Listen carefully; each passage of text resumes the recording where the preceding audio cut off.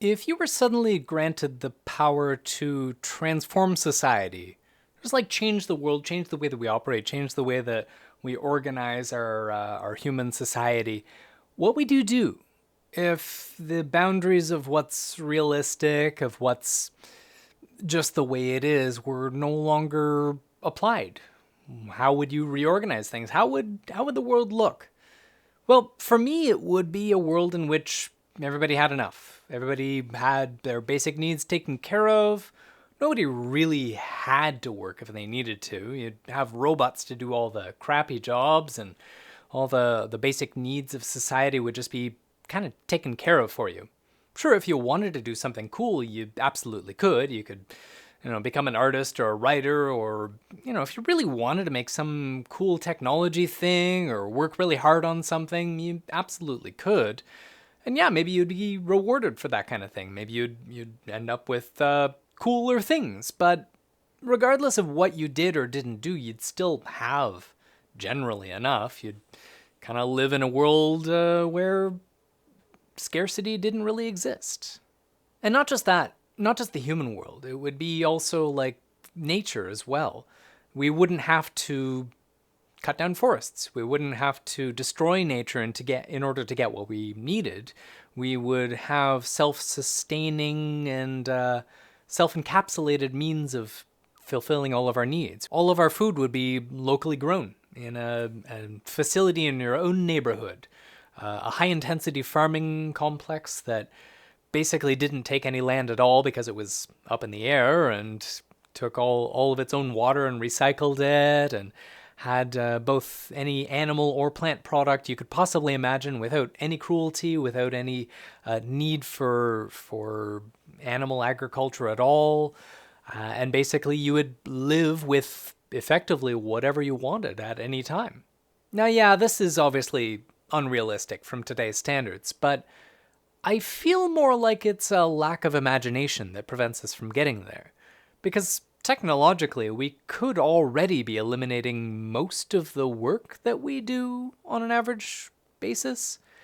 Most of the jobs that we work, by and large, they're kind of unnecessary. The vast majority of service sector labor, most of this could be replaced with, rather than having like a whole bunch of retail and customer service oriented stuff, could just be automated, really.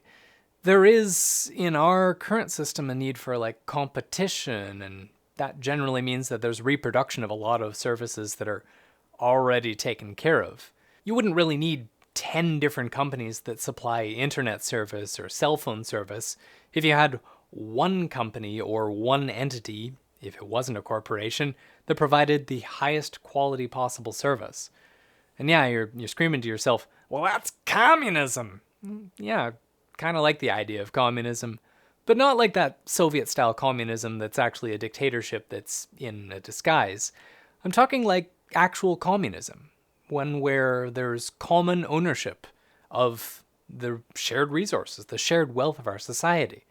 Rather than having it owned by whoever's richest, it ought to be owned by all of us and governed democratically in such a way that, rather than it becoming some bloated bureaucracy governed by basically idiots that can't take criticism, it's a fully open system, one that's completely transparent to the people that it is providing services for. One where if you have the talent and the skills and the need, well, you can have input in it. You can be part of this system. And really, it doesn't need to be in competition. It doesn't need to be a system wherein if you aren't able to compete, you lose. And I think more importantly, rather than being coerced by the threat of poverty to labor, the labor is just done as it needs to be. Right now, we live in a world where the threat of automation is, well, a threat. When the robots come to take our jobs, we get worried because how are we going to pay for things? But we should be celebrating the robots coming to take our jobs because that's kind of the future. Rather than fighting the inevitable progress of technology to replace animal agriculture, replace manual labor, replace even a lot of the intellectual labor we do, we should be celebrating the fact that we're getting to the point where we don't need to work anymore, and then adjusting our economy in such a way that we don't need to work in order for it to work. Because the problem is right now, the point of a job is actually not to do the job, but rather to have a job in order to get paid so that you can pay for things.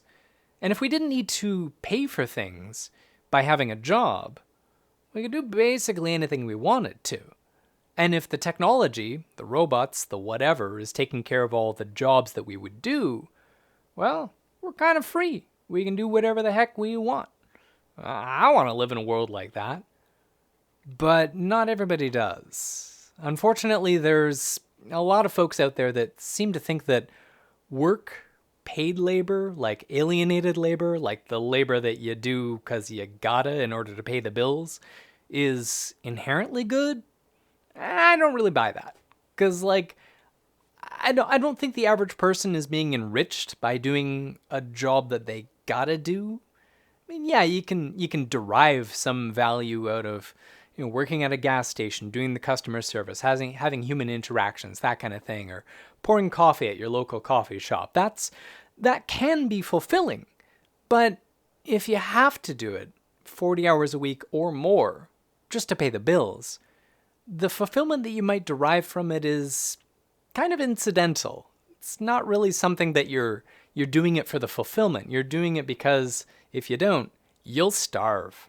The folks that prefer things to be basically the way that they are, that don't see the need for or the desirability of not working these alienated labor jobs, I see them as being motivated by a fear of losing power.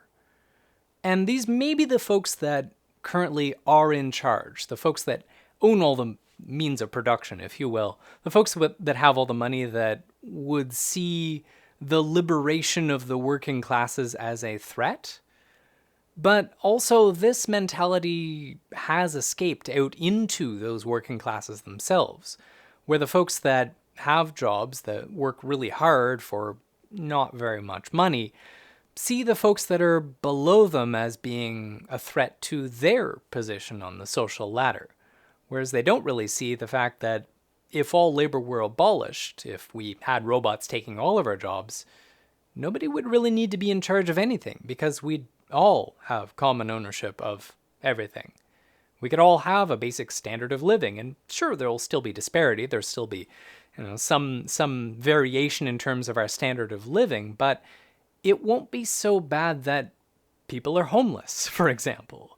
Wouldn't be so bad that some of us struggling on the margins are like full of anxiety all the time and just struggling to get by whether or not we do work hard jobs. And of course, the folks that do work way more than they ought to be, maybe they might be able to get to see their family from time to time. They might be able to raise their children. They might be able to take care of themselves, pursue personal betterment. Rather than just being a wage slave all the time, wouldn't it be great if they could, go to school, learn something cool, and start doing something really awesome for the human race? Help us advance and continue to develop more technology so that less people have to do crappy jobs. I know I sound like a dreamer, a utopian, but it's not unrealistic. It's unrealistic only because our social system as it exists right now dictates that this is the way that it has to be. But it doesn't have to be that way. If we all collectively decided, that includes everyone, that it doesn't have to be this way, that we could change our economic model, that we don't all have to work in order to survive, we could have robots take our jobs next week if we wanted. I want robots to take our jobs. That'd be pretty cool. Anyway, I'm just randomly musing. Hope you find some harmony with this. Anyway, I do these videos daily. Some of them are more coherent than others. And I hope you enjoyed this one. And if you did, algorithmic things. And if not, hit the dislike button for all I care. Whatever. Thanks for watching. See you tomorrow.